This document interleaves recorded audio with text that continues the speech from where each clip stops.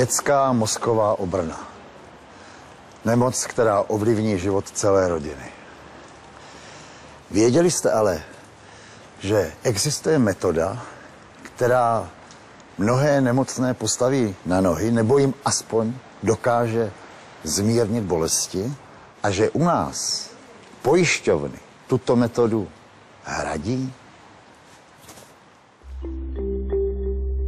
Zdá se vám tento pohyb úplně normální, obyčejné zvednutí nohy?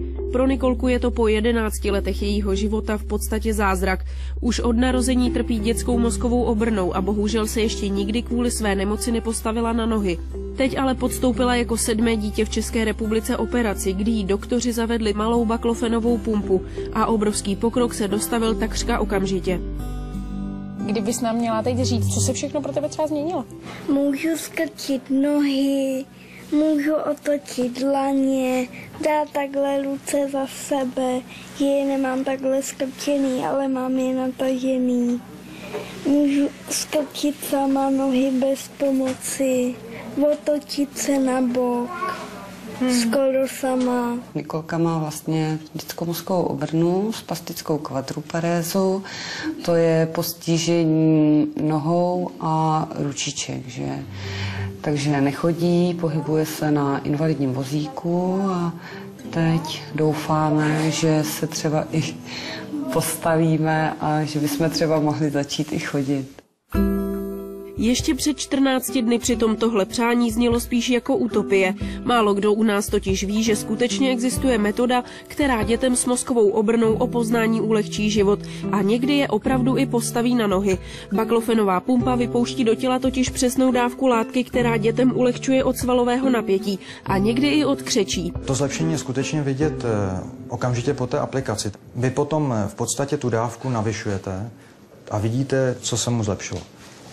U některých pacientů je to, že zvednou nohu. Některé děti třeba lépe mluví. Pokud se tak zlepší, že je soběstačný, je schopen se dopravit do zaměstnání, může pracovat, může si vydělávat. Čili zapojen do normálního života a to myslím, že je ten hlavní cíl.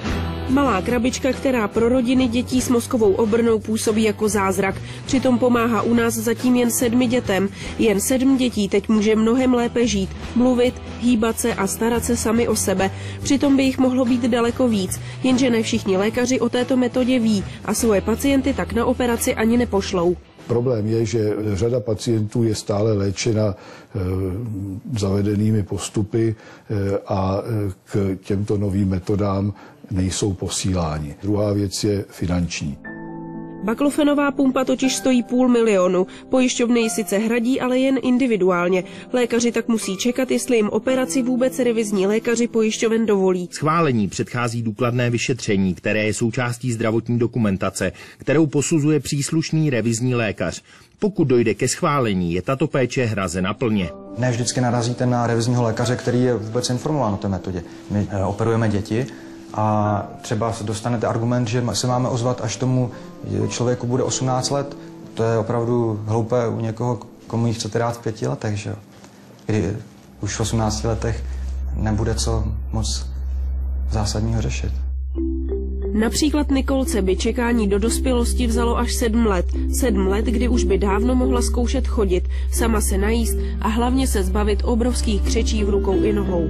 Aby sama dokázala třeba tu sebeobsluhu, jako dojít si někam, nebo se omejt, učesat pořádně a takový ty základy, který my považujeme jako běžnou věc, ale pro ní je to obtížný. Na rozdíl od nás například na západě pomáhá baklofenová pumpa už stovkám dětí.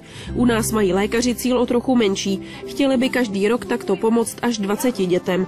Pro ty totiž baklofenová pumpa znamená také to, že nebudou muset už chodit na další a další operace, kde se jim lékaři snaží od napětí a křečí alespoň trochu ulevit. Ale postupem času se to zase všechno zkracuje, takže by následovaly zase operace. Tato pumpa, pokud bychom jí dali, řekněme, v určité fázi toho vývoje toho dítěte, možná, že ani nebude potřeba opravdu teda ortopedicky korigovat. A možná si i nakonec splní svoje přání podobně jako malá Nikolka. Seděla jsem jako malá na tříkolce, kde šlapky byly na předním kole a to jsem ušlápla. ale jinak pod sebou, když máte chlapky, tak to neušlápnu. A teď si myslíš, že už to jednou ušlápneš? Bylo by to hezky.